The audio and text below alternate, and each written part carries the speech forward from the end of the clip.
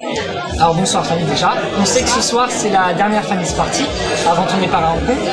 Est-ce que tu peux nous expliquer déjà en quoi consistent ces soirées?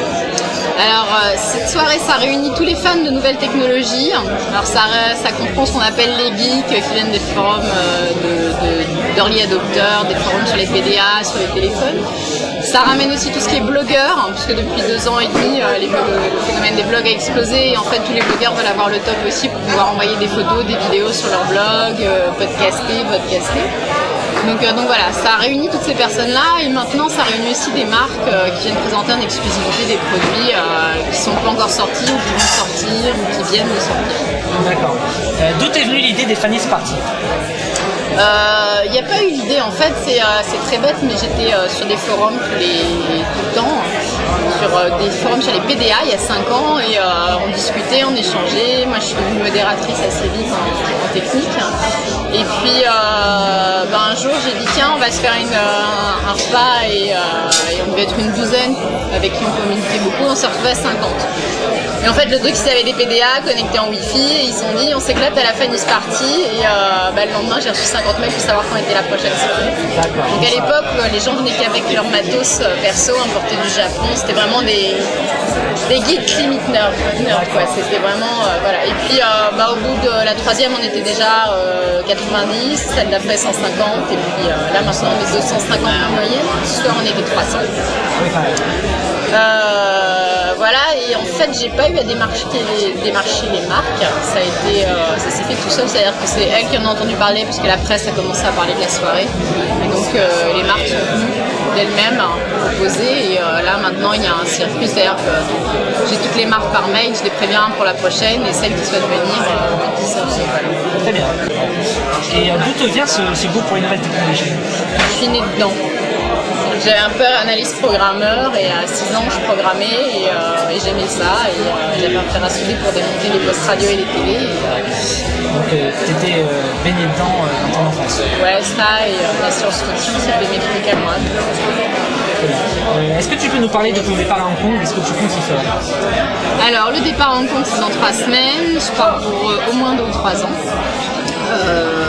Qu'est-ce que je vais y faire? Correspondante pour la presse française, entre autres. Tu es journaliste en freelance?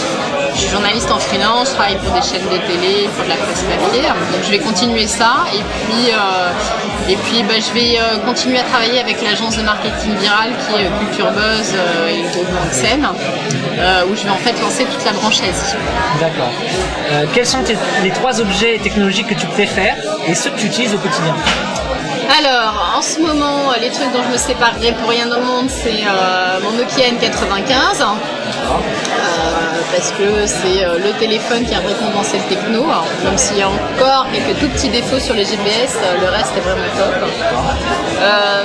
Après, c'est mon ordinateur portable, alors je vais lâcher celui que j'ai lamentablement, parce que là, je vais acheter le dernier Sony TZ qui arrive à la fin du mois. Voilà, parce que c'est pareil, c'est le must, et que Okay. C'est incontournable. Et puis le 3e objet, on va dire, c'est mon Aibo. Ah oui, parce que tu es fan de chiens. Non, je suis fan de robots et le Aibo, actuellement, c'est le seul truc qui était encore abordable entre guillemets, parce que ça coûte quand même une petite fortune. Mais en termes de robotique haut de gamme. Après, il y a Nao qui arrive en décembre normalement, qui est le premier robot humanoïde français. Et, je pense que ce sera ma prochaine bêtise financière. D'accord, très bien. Alors, tu as travaillé sur la chaîne Game One dans l'émission Game Zone. Tu présentais la rubrique des technologies mobiles pendant une année, il me semble. En fait, il y a eu 6 mois de Game Zone et après, il y a eu 6 mois de Big Show. Voilà. Et donc, aujourd'hui, on sait que tu es journaliste en freelance. Qu'est-ce qui t'a fait changer d'un domaine à l'autre?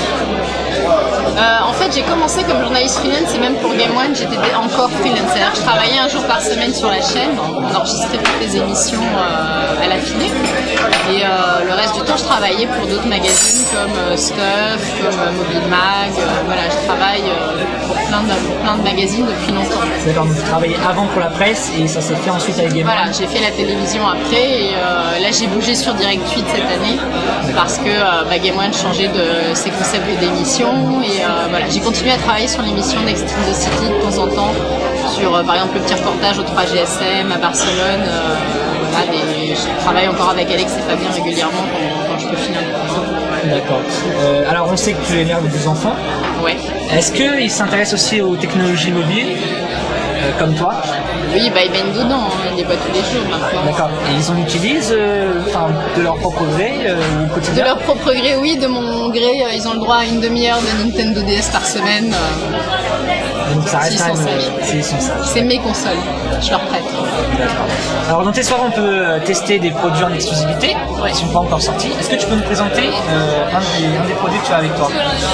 Bah, j'ai parlé du TZ qui est là, qui est là. D'accord. C'est un TZ. On va l'ouvrir. Ça, c'est le dernier ultra portable de chez Sony, donc c'est 1,19 kg. Et voilà, ça a 7 heures d'autonomie, une webcam intégrée, et voilà.